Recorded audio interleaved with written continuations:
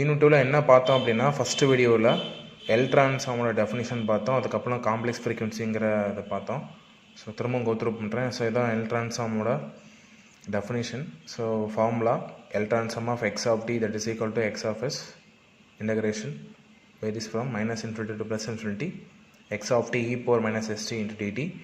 So two sided signal பார்த்தோம். அதே மாதிரி சிங்கிள் சைடட் பார்க்கும்போது, அதாவது one sided or unilateral transform பார்க்கும்போது லிமிட் வேரிஸ் ஃப்ரம் 0 to இன்ஃபினிட்டியாக இருக்கும். ஸோ அதே மாதிரி காம்ப்ளெக்ஸ் ஃப்ரீக்வன்சி பார்க்கும்போது எஸ் வந்து காம்ப்ளெக்ஸ் ஃப்ரீக்வன்சி சொல்லியிருந்தோம். ஸோ இந்த காம்ப்ளெக்ஸ் ஃப்ரீக்வன்சி சொல்லும்போது இந்த மாதிரி ஒரு காம்ப்ளெக்ஸ் எக்ஸ்பிளைன் இருந்துச்சு. ஸோ இதில் வந்து பார்த்தீங்க அப்படின்னா limit varies from -infinity to +infinity for X axis and Y axis. So தான் ஆல்ரெடி பார்த்துருந்தோம். Sigma and omega varies from -infinity to +infinity. So இதான் வந்து எக்ஸ்பிளைன் பார்த்துருந்தோம். அது very very important 2 mark question. So இந்த வீடியோவில் என்ன சொல்கிறேன் அப்படின்னா inverse L transform. So inverse Z transform மாதிரி தான் இங்கேயும் இருக்கும். ஸோ அதுக்கு ஃபார்முலா பார்த்தீங்க அப்படின்னா இதில் என்ன பண்ண போகிறோம் அப்படின்னா எக்ஸ் ஆஃப் டீயை வந்து எக்ஸ் ஆஃப் எஸ்ஸாக கன்வெர்ட் பண்ணுறது, அதாவது கேபிட்டலில் எக்ஸ் ஆஃப் எஸ்ஸாக கன்வெர்ட் பண்ணுற ப்ராசஸ் வந்து எல் ட்ரான்ஸ்ஃபார்ம் பார்த்தோம். ஸோ அதே மாதிரி இன்வர்ஸ் எல் ட்ரான்ஸ்ஃபார்ம் சொல்லும்போது எக்ஸ் ஆஃப் எஸ்ஸுங்கிற எல் ட்ரான்ஸ்ஃபார்ம் சிக்னலுக்கு வந்து அந்த சிக்னலை எக்ஸ் ஆஃப் டிங்கிற கண்டினியூஸ் டைம் சிக்னலாக அகெயின் ரீகன்ஸ்ட்ரக்ட் பண்ணுற ப்ராசஸ் தான் வந்து இன்வர்ஸ் எல் ட்ரான்ஸ்ஃபார்ம். ஸோ அதான் அங்கே பார்த்துருக்காங்க டெஃபினிஷன். ஸோ என்ன அப்படின்னா the S domain signal capital X of S can be transformed to time domain signal X of t by using inverse L transform. அதாவது capital X of Sங்கிற சிக்னலை X of t convert பண்ணுற process, அதாவது reverse process தான் வந்து inverse L transform சொல்கிறாங்க. So அதோட formula பார்த்தீங்கன்னா L inverse of X of S that is equal to X of t equal to 1/2 pi j integration varies from S to -s to +s. So இது complex frequency சொன்னனால only complex டேர்மில் மட்டும்தான் minus simple வரும். X of S e power s t into d s. So அங்கே பார்க்கும்போது ஃபார்முலாவில் பார்த்தீங்க அப்படின்னா இந்த ஃபார்முலாவில் பார்த்தீங்கன்னா எக்ஸ் ஆஃப் எஸ் இந்த பாக்ஸ்க்குள்ளே இந்த ப்ராக்கெட்டுக்குள்ளே என்ன வேல்யூ இருக்கோ அதான் இன்டகிரேஷனுக்குள்ளே வரணும். ஸோ இங்கே வந்து எக்ஸ் ஆஃப் எஸ் என்ன டேர்ம் இருக்கோ அதான் இ பவருக்கு மேலே வரணும். இங்கே உள்ள வேல்யூ தான் டிடியாக வரணும். ஸோ ரெண்டுக்கு டிஃப்ரென்ஸ் பார்த்துக்கோங்க. 2 ஈக்குவேஷனும் எழுதி வச்சுக்கோங்க. நோட்டில் எழுதி வச்சே வாங்க அந்த நோட்ஸை ஃபுல்லாக. ஸோ இங்கே பார்த்தீங்க அப்படின்னா எக்ஸ் ஆஃப் எஸ் தான் நம்ம வந்து இன்வர்ஸ் அப்ளை பண்ண போகிறோம். ஸோ அதான் இன்டகிரேஷனுக்குள்ளே வரணும். இ பவர் ப்ளஸ் எஸ்டி, இங்கே வந்து நெகட்டிவ் சிம்பிள் இருந்திருக்கும். இ பவர் -st இருந்திருக்கும். இங்கே வந்து இ பவர் எஸ்டி டிஎஸ். இந்த ப்ராக்கெட்டில் இங்கே என்ன வேல்யூ வருதோ அதான் வந்து டிஎஸ்ஸாக இங்கே டிஃப்ரென்ஷியேஷனில் வரணும்னு சொல்லி பார்த்துருந்தோம். So X of S d s. So இங்கே பார்த்தீங்கன்னா எக்ஸ் ஆஃப் டி டிடின்னு இருக்கும். இதான் 2 டிஃப்ரென்ஸ் இருக்குது. So inverse L transform and inverse L transform and L transform. So இந்த ரெண்டையே வந்து எல் ட்ரான்ஸ்ஃபார்ம் பேரன்னு சொல்லுவாங்க. அதாவது எக்ஸ் ஆஃப் டிக்கு எல் ட்ரான்ஸ்ஃபார்ம் அப்ளை பண்ணிங்க அப்படின்னா எக்ஸ் ஆஃப் எஸ்ஸாக கிடைக்கும். அதே இது எக்ஸ் ஆஃப் எஸ்க்கு இன்வர்ஸ் அப்ளை பண்ணும்போது எக்ஸ் ஆஃப் டிங்கிறது வேல்யூ கிடைக்கும். ஸோ இதான் வந்து எல் ட்ரான்ஸ்ஃபார்ம் பேரன்னு சொல்லுவாங்க. ஸோ இதே மாதிரி தான் இசட் ட்ரான்ஸ்ஃபார்ம் படிச்சிருப்பீங்க. எக்ஸ் ஆஃப் என் அதுக்கு இசட் ட்ரான்ஸ்ஃபார்ம் அப்ளை பண்ணும்போது எக்ஸ் ஆஃப் இசட்டாக கிடச்சிருக்கும். ஸோ அதே மாதிரி எக்ஸ் ஆஃப் இசட்டுக்கு இன்வர்ஸ் இசட் ட்ரான்ஸ்ஃபார்ம் அப்ளை பண்ணும்போது எக்ஸ் ஆஃப்ங்கிற சிக்னல் கிடச்சிருக்கும். ஸோ இதே மாதிரி தான் இசட் ட்ரான்ஸ்ஃபார்மும் எல் ட்ரான்ஸ்ஃபார்ம் ஒரே மாதிரி தான் இருக்கும். ஸோ ஒன்லி இன்டகிரேஷன் சேஞ்ச் தான். ஆல்ரெடி நான் சொல்லிட்டு போன வீடியோலையும் சொன்னேன். ஸோ நெக்ஸ்ட்டு பார்க்க போகிறது வந்து ஆர்ஓசி. இதுவும் நீங்கள் இசட் ட்ரான்ஸ்ஃபார்ம்லேயே படிச்சிருப்பீங்க. ஸோ இங்கே அதே மாதிரி தான். ஆர்ஓசிங்கிறது வேறு ஒன்றுமே கிடையாது. ஸோ ஆர்ஓசினா எல் ட்ரான்ஸ்ஃபார்ம் அப்ளை பண்ணும்போது எல் ட்ரான்ஸ்ஃபார்ம் ஃபார்முலா வச்சு ஃபாலோ பண்ண போகிறோம். The L transform of a signal is given by, so இது எல் ட்ரான்ஸ்ஃபார்ம் ஃபார்முலா தான்.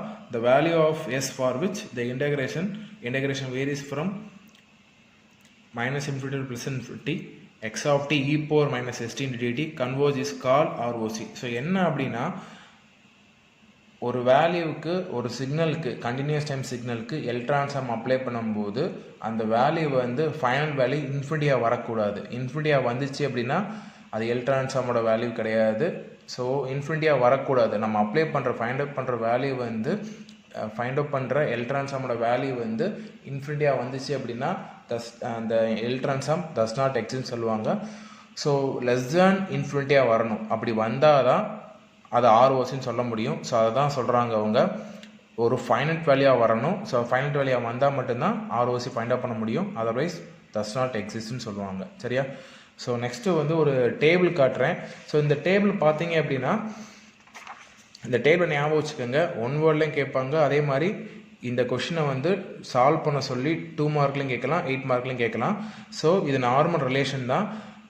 ஸோ இந்த டெல் ஆஃப் டிங்கிற கண்டினியூஸ் டைம் சிக்னலுக்கு எல் ட்ரான்ஸ்ஃபார்ம் அப்ளை பண்ணிங்கன்னா வேல்யூ 1ன்னு வரும். அதான் எக்ஸ் ஆஃப் டி இங்கே மேலே போட்டிருக்கேன். ஸோ 2 தான் இருக்குதுல. ஸோ ஃபஸ்ட்டு பார்த்தீங்க அப்படின்னா 2 காலமில் first column continuous time signal x of t, second column x of s, that is L transform apply பண்ணும்போது வர்ற வேல்யூ எக்ஸ் ஆஃப் டி எஸ்ஸுங்கிறது. So first column continuous time signal x of t, second column x of எஸ்ஸுங்கிறது, அதாவது L transform signal. அதாவது இந்த corresponding சிக்னலுக்கு L transform apply பண்ணிங்கன்னா என்ன எல் ட்ரான்ஸ்ஃபார்ம் வேல்யூ வரும் தான் சொல்ல போகிறோம்.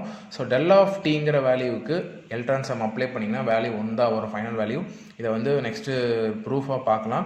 யூ ஆஃப் டின்னு சொல்லும்போது யூனிட் ஸ்டெப் சிக்னல் தெரியும். ஸோ அதுக்கு நீங்கள் எல் ட்ரான்ஸ்ஃபார்ம் அப்ளை பண்ணிங்கன்னா ஆன்சர் கண்டிப்பாக 1/s தான் வரும். ஸோ இது மாதிரி ஒரு நிறைய ரிலேஷன் இருக்குது. அதே மாதிரி t இன்ட்டு யூ ஆஃப் டின்னு சொல்லும்போது 1/s² வரும். e⁴at u ஆஃப் டின்னு சொல்லும்போது 1/s + a. ஸோ இதெல்லாமே ப்ரூஃபாக நம்ம வந்து ப்ராப்ளமாக சால்வ் பண்ண போகிறோம். ஏன்னா இந்த ப்ராப்ளம் தான் வந்து 2 மார்க்லையும் கேட்பாங்க, 60 மார்க்கில் கேட்பாங்க. மேபி இந்த ரிலேஷனை ஞாபகம் வச்சுக்கோங்க, 1 வேர்டில் கேட்கலாம்.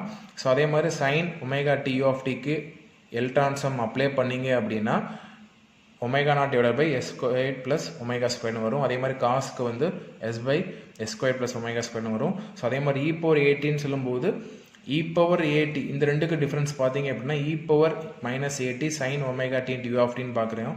ஸோ இதில் பார்த்தீங்க அப்படின்னா s + aங்கிற டேர்ம் வரும். e⁻−at இருந்துச்சுன்னா s+a² டேர்ம் வரும். ஸோ அதே மாதிரி தான் காஸ்க்கு பார்க்கும்போது s/s² + ω² இருந்துச்சு. ஸோ அதே இது இங்கே வந்து e⁻−at cos ωt ரிலேஷன் பார்க்கும்போது s+a மேலே பார்த்தீங்கன்னா s+0 தான் இருக்குங்க. e⁻0t தான் இருக்கும். இதில் இந்த ரிலேஷனில் பார்க்கும்போது e⁻−0t sin ωt of D தான் இருக்கும். ஸோ அதனால் இதுக்கு ரிலேஷன் பார்க்கும்போது ω0/s² + ω02 வரும். அதாவது s+0² இருந்திருக்கும். ஸோ அதை வந்து s² கன்வெர்ட் ஆகிடுச்சு. ஸோ இங்கே பார்க்கும்போது e⁻−atன்னு சொல்லும்போது ஏவோட வேல்யூ இருக்குது. இங்கே பார்க்கும்போது ஏவோட வேல்யூ 0வாக இருக்கும். அதாவது e⁻0வாக இருக்கிறனால இங்கே ஏவோட வேல்யூ 0 ஆயிடுச்சு. ஸோ இங்கே ஏவோட வேல்யூ எந்த வேல்யூயும் கொடுக்கல. ஸோ அந்த மாதிரி ரிலேஷன் மாறி வரும். ஸோ ரெண்டுக்கு டிஃப்ரென்ஸ் பார்த்துக்கோங்க. அதே மாதிரி தான் காஸ்க்கும், இங்கே காஸ்க்கு e⁻−0t இருக்குது, ஏவோட வேல்யூ 0வாக இருக்குது. இங்கே ஏவோட வேல்யூ எந்த வேல்யூயும் கொடுக்கல. சப்போஸ் ப்ராப்ளமில் ஏவோட வேல்யூ எதாவது கொடுத்துருக்காங்க அப்படின்னா e⁻−5t sin ωt u of D கொடுத்துருக்காங்கன்னா ω0s + 5² + ω² வரும். அதே மாதிரி தான் இங்கேயும் e⁻−5 cos t கொடுத்துருக்காங்கன்னா s + 5/s + 5² + ω02 வரும்.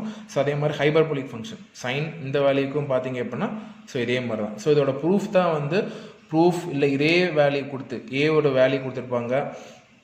இந்த மாதிரி சம் வேல்யூஸ் கொடுத்து இங்கே e⁻18 இருக்கா -18 இருக்குது. இதுக்கு வந்து ஏக்கு சம் வேல்யூஸ் கொடுத்து அதுக்கும் ப்ராப்ளம் சால்வ் பண்ண சொல்லுவாங்க.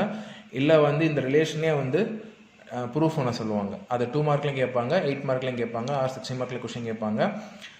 ஸோ இந்த ரிலேஷனோட வேல்யூ கொடுத்து 1 வேர்ட்லையும் கொஷின் கேட்பாங்க. அதாவது sin ωt × u ஆஃப் டிக்கு எல் ட்ரான்ஸ்ஃபார்ம் அப்ளை பண்ணால் என்ன வேல்யூ வரும்னு சொல்லி கேட்பாங்க. ஆப்ஷன் ஏபிசிடின்னு கொடுத்துட்டு சம் வேல்யூ கேட்பாங்க. ஸோ அதையும் பார்த்துக்கோங்க. ஸோ நெக்ஸ்ட்டு வீடியோவில் உங்களுக்கு நான் ப்ராப்ளம் சால்வ் பண்ணுறேன். சரியா?